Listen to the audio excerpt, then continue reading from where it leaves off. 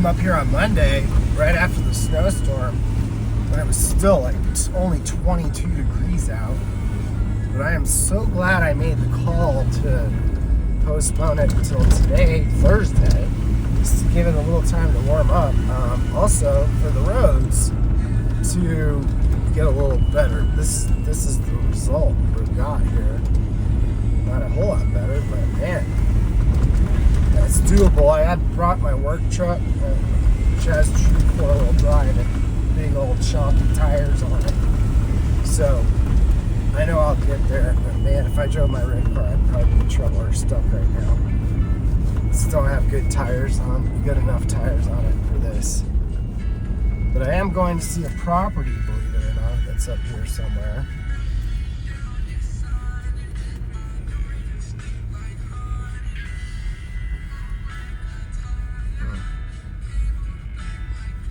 Now we're going downhill, which is not nearly as fun.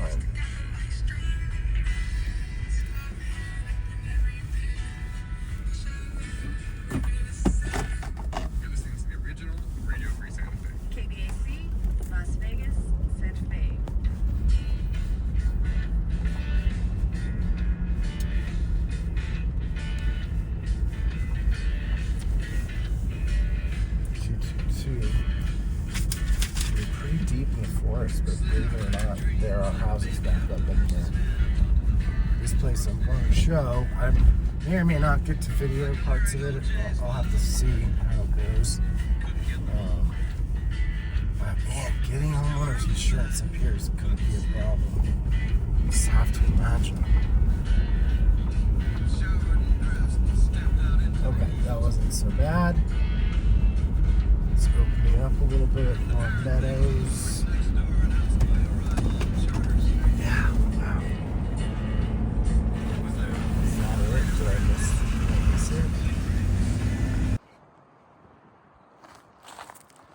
So that's the driveway, and we park down there near the Airstream, and then you come up and around this way.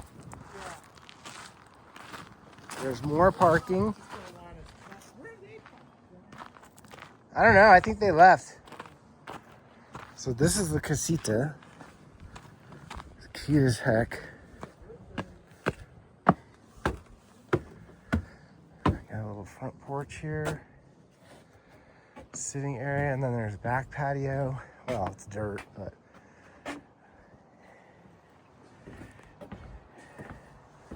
so it's private from the house. We actually have been Airbnb-ing this. So awesome little wood stove. High ceiling fan. Here's your kitchen area. But you're not cooking, you just have a little fridge and a microwave, queen size bed, there's a little couch right there. There's your view out the back window, which is pretty awesome. And then bathroom. It's got this cool tub, more stone beams. Cool place. Not off the grid. 15 minutes to Pecos, the 4-way stop in the Shell station, where you can get a sandwich and a tray of enchiladas.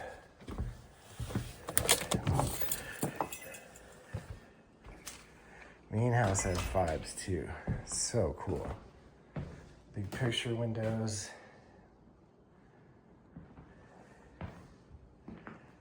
Living room. Wood burning stove. Again, some more cool rock work. A nice open kitchen. There's your heat source besides that wood stove. Nice little built-in here. And the pantry, which is decent. Definitely can put stuff. Stove with a hood. This is on propane. Here's your refrigerator. It's pretty good looking. A little sitting bench there. The deck is amazing. So, bedroom. Also access to the deck. That's a king size bed. Little electric heater, and then a bathroom. Some saltillo tile floors, a really cool walk-in shower, toilet. Somebody spent some time putting that together. Big clear story windows facing south. The solar gain is huge. Closet space.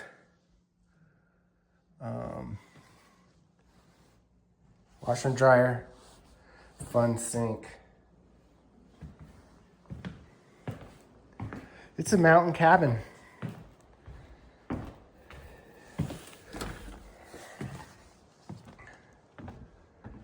Here's your deck. Check out those views, man. You don't actually see the town of Pecos, though. Had a great overlook view on the way up here. I'll try to video more on the way back, too, if possible. The roads are a little slick. You've got your big water container.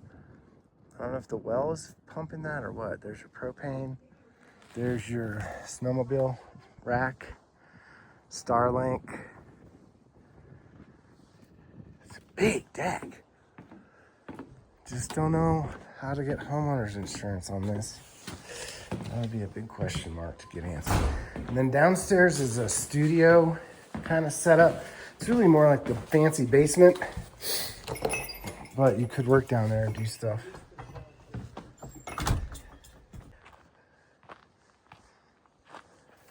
This is a wood-fired hot tub.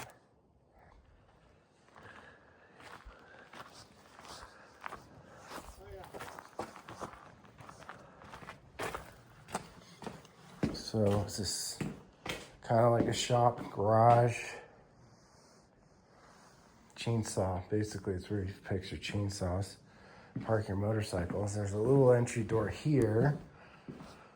And then this is really the basement. So if you come in here, it's warm, so there's heat in here. There's a hot water heater in the furnace, or something.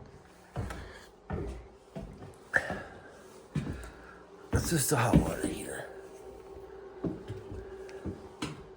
And then you got storage back in there. This is kind of low though. I'm bending over to get access to that. And then a little bit of a bonus that there's a bathroom. Well, it's a toilet and a sink. Yeah, this is heated. There's electric heat. Electric baseboard heat, so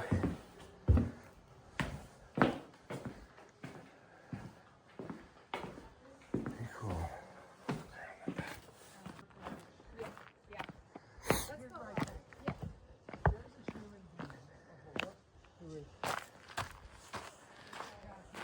Septic.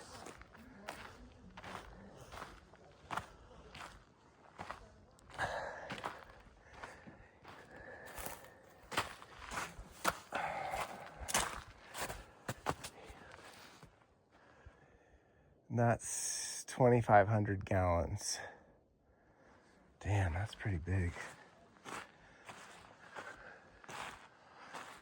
I was thinking about 10,000 gallons. I would need 4 of those. Yeah. Back to my people. All right, back down the mountain.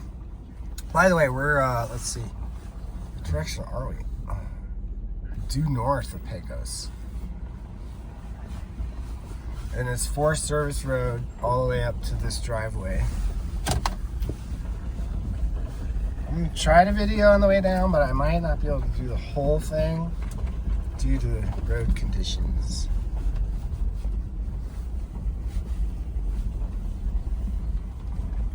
So there's 2 gates on this property. This is one of them right here. There's a little drainage there. Really, the driveway is not too bad. I mean, it's steep, but they've got good drainage. There's no like blowouts that I can see. And it's all south facing, so it stays pretty clear. There's a little bit of snow right here as we duck back down into the trees. Where does that go? Interesting. I wonder if that's the road to the neighbor's house now. I have to get back on the aerial to see what's happening. So we just basically came down that steep part, and now we're down back in the valley. But it's very Pecos out here. A lot of ponderosa, a lot of scrub oak. The piñons are massive, but it's nice to see more of a mix and not just straight up ponderosa. And here's the other gate, which probably this one, I don't know if they open and close this very often. Whoa! But who knows? When they're home, maybe they just close both gates up and then head up. Gorgeous property, really fun. I don't know how close it is to the river. So we're back to the Forest Service road now, and there's the power lines. So it is on power. It's not off the grid, which means that property could be purchased with a conventional loan. And there's a neighbor's driveway that doesn't look too used, so that could be just like a summer-only cabin. And then there's another driveway here that they drove up that. My people drove up that thinking that was the driveway, but that's not it. No house up there. So that could just be land, you know?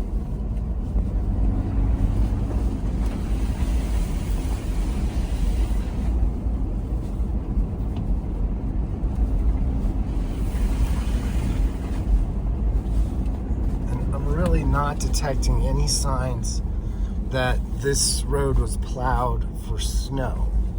So I'm pretty sure it might not even be maintained this far up by the county, because it's technically a Forest Service road.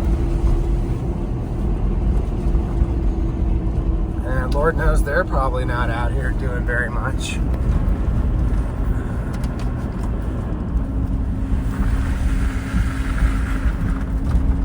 But it is in good shape, generally speaking. It's really not that bad.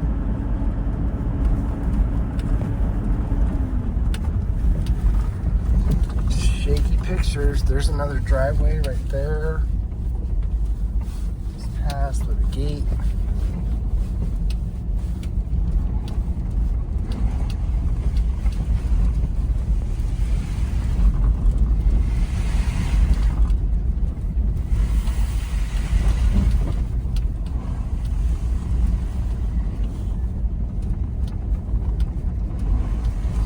Basically everything up past that property, there might be 1 or 2 more plots that are private, but then you just hit the national forest. It's all open national forest. Here's a gate. So, you know, there's a few properties up here. There's another gate on that side. Could be the same owner or different property altogether. It's a pretty well fenced property. It's got 4-wire, 5-wire, barbed wire fence. Or power lines. Probably the same ones we just saw.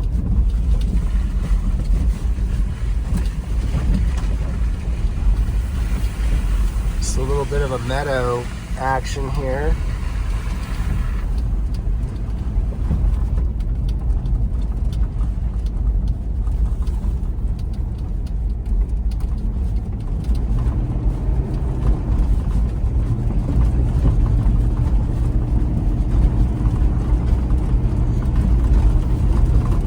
Another driveway with a gate, and that's been used, so somebody probably lives there.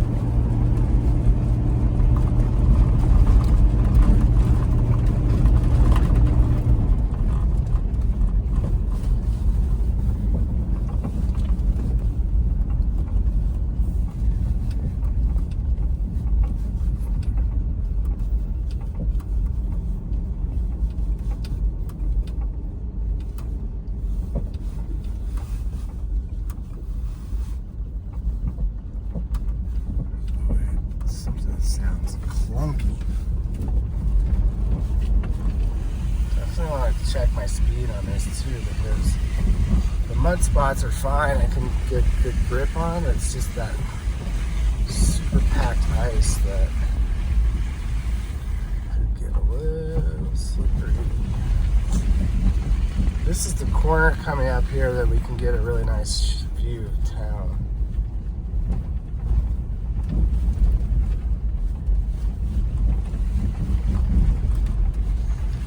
Very little to no cell phone coverage up here too. Should be known, but that property has Starlink, so once you get on the Wi-Fi, you're good.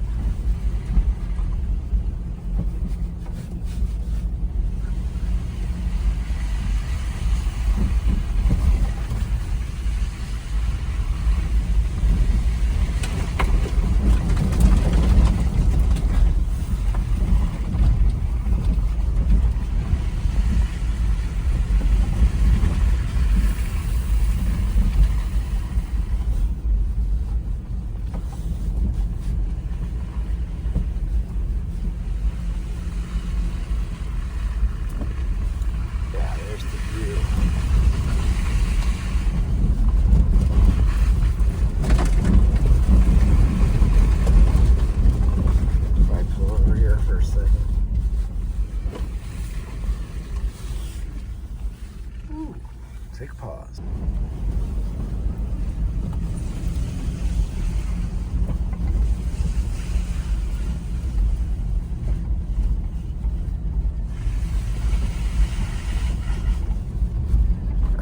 I am so glad I didn't bring my red Mercedes up here. I would have been crying by now. Just about how muddy it would have been. The old Durango, I don't really mind. You know, it kind of just makes it look even cooler.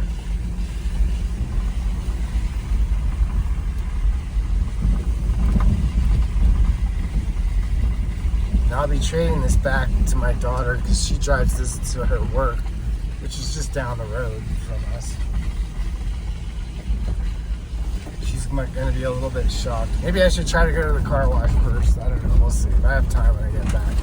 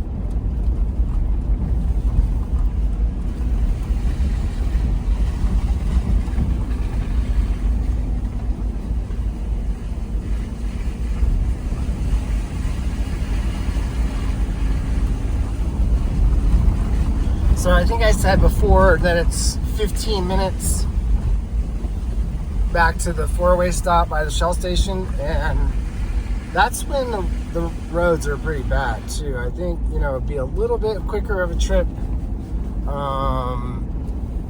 if it wasn't like this, because it's a paved road for a good part of the way, and then it's like 2.5 miles on the dirt. But if the dirt road wasn't slushy, icy, muddy, you could probably do it a few minutes quicker.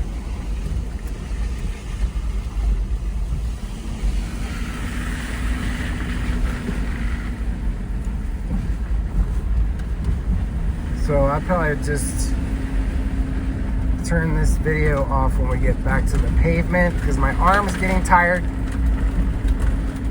What I really should do is get an actual dash cam or something that will hold my phone while I'm driving, that would be a good investment to make, huh?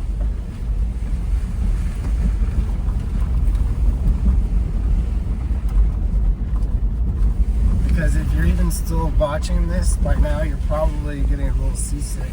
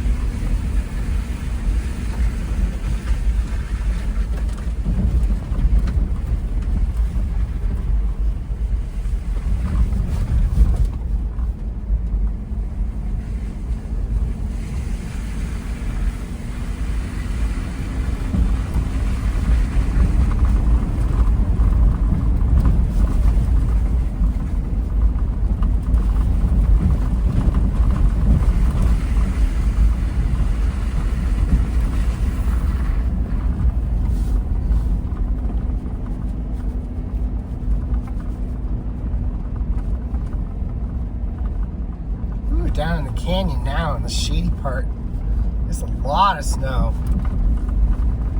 I mean, it's so good. We need more though. I mean, this should all be covered in snow by now. It's really just not. It's been a very dry winter. The ski basin's up to 30-inch base, which is pretty good. It's okay. It's like maybe close to average, but man, I remember when I first moved here back in the 90s, that we regularly had seasons of 60 or 70-inch base, and there was one year that we were over 100 inches a base. God, those were the days, man. Those were the days.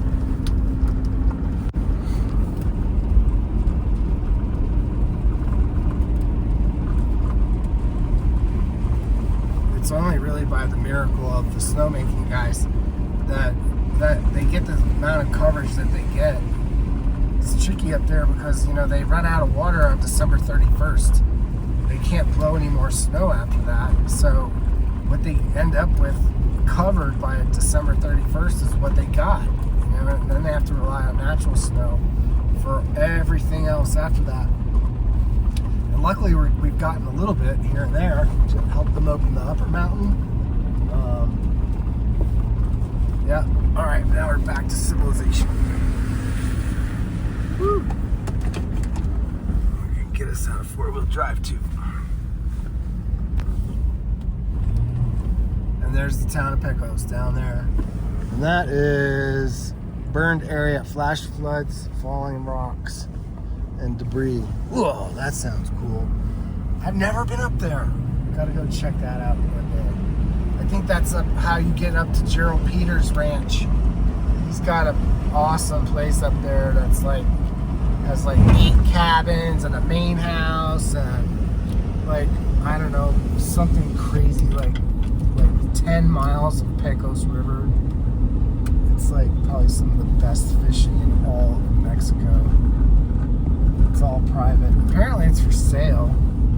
I don't know if it's still on the market, but I think it was like $18 million for it or something. But he's trying to get some FEMA money from all the burn scar flooding from the fire, because he had invested a lot of money in restoring the native trout habitat in his section of the river.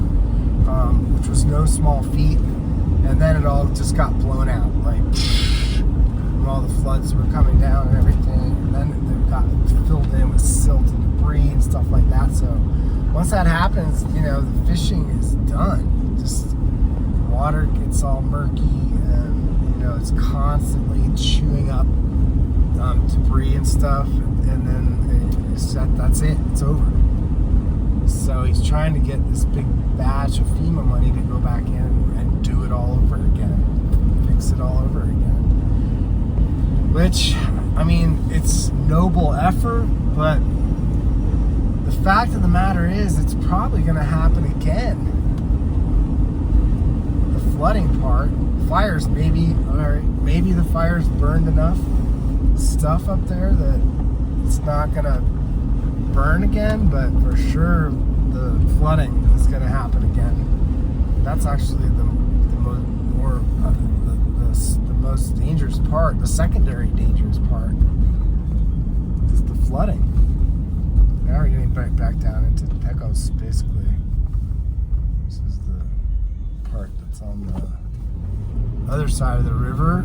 Quite a few people live over here, so there's lots of properties. But there's also still a lot of open space and a lot of farming. I would call it mostly alfalfa that they're doing down in here. But there's definitely some cattle too. You can see that's probably cattle over there. And then we're crossing over the river here.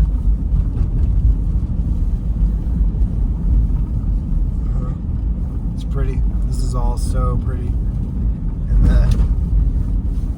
the season, it's all leafed out and green, all green grass, all that green grass.